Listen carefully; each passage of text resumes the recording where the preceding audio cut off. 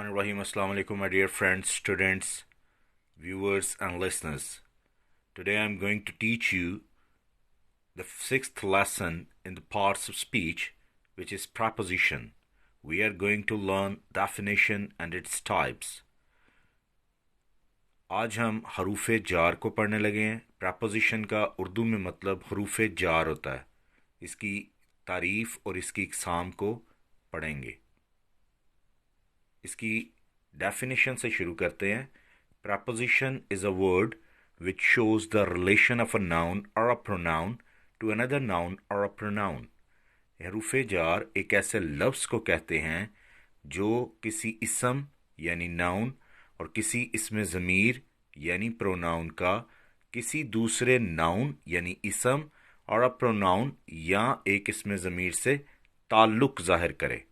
तो जो ताल्लुक़ ज़ाहिर करने वाले अल्फाज हैं वो prepositions कहलाते हैं. मिसाल है इसकी, the books are on the table. इस मिसाल में बुक्स नाउन है, टेबल भी नाउन है.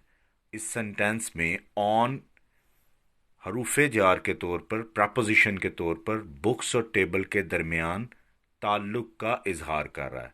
दूसरी मिसाल देखते हैं, the cat is under the table. इसमें कैट भी नाउन है, टेबल भी नाउन है. इन दोनों के दरमियान जो लफ्ज़ ताल्लुक़ का इजहार कर रहा है वो अंडर है.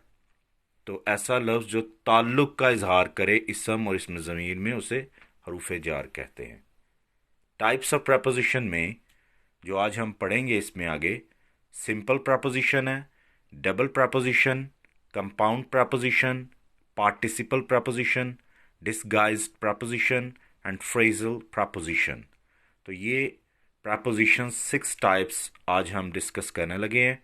और आपसे गुजारिश है कि आप इस वीडियो को एंड तक ज़रूर देखिए. और अगर किसी ने अभी तक मेरे चैनल को सब्सक्राइब नहीं किया तो काइंडली सब्सक्राइब कर दे और प्रेस करे बेल आइकन के बटन को, ताकि आने वाली फर्दर वीडियोस के नोटिफिकेशन आप तक बआसानी पहुंच सकें. पहली इसकी टाइप जो है वो सिंपल preposition है.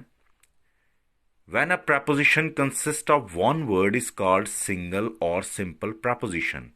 जब एक preposition एक लफ्ज़ पर मुश्तमिल हो उसे हम सिंगल या सिंपल preposition यानी हरूफ जार कहते हैं. जैसे in, at, to, for, of, etc.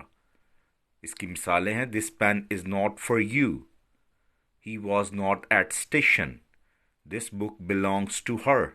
इन तीनों मिसालों में for, at, to simple preposition होंगी जो एक वर्ड पर मुश्तमिल होती हैं. तो इसकी डेफिनेशन को याद करना और इनके वर्ड्स को लर्न करना आपके लिए ज़रूरी है. एग्जाम्पल से आपको समझने में मदद मिलेगी. दूसरी इसकी टाइप जो है वो डबल preposition है, दोहरी. When a preposition consists of more than one word, it is called double preposition.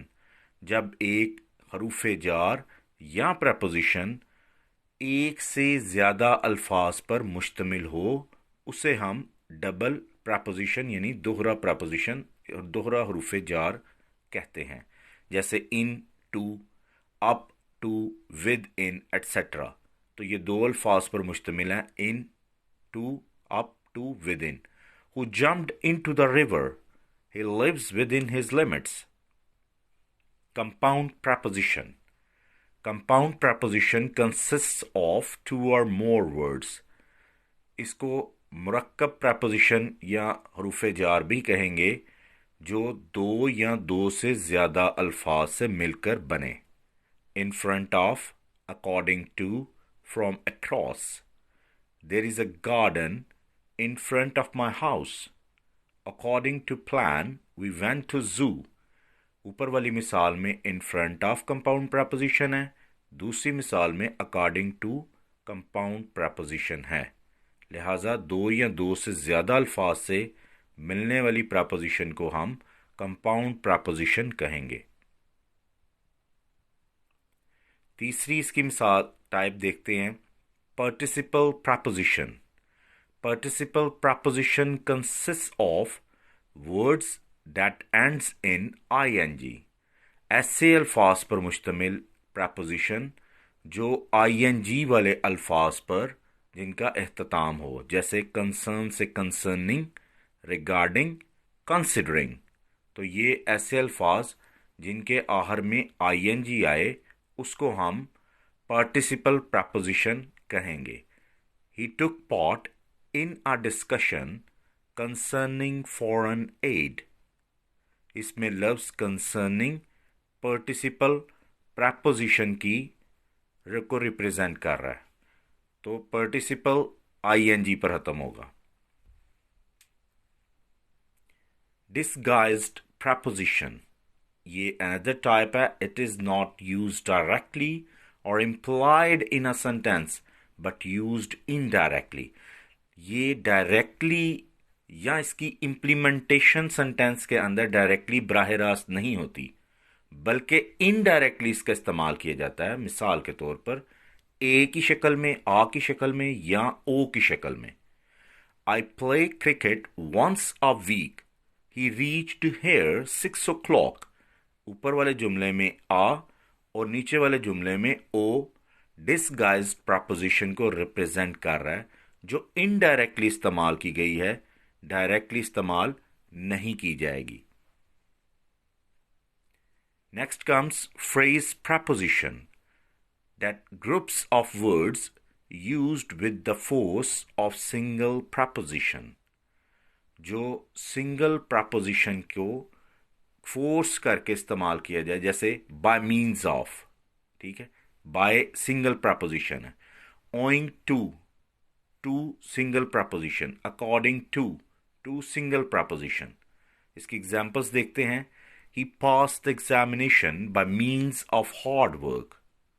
Owing to or lack of funds, the project will not continue next year. तो ये पहले जुमले में by means of prepositional phrase है और दूसरे जुमले में owing to prepositional phrase है. अब हम ये लास्ट में मैंने कुछ preposition लिखी हैं, 100 important prepositions जो इस्तेमाल होती हैं मुख्तलिफ सेंटेंसेस के अंदर.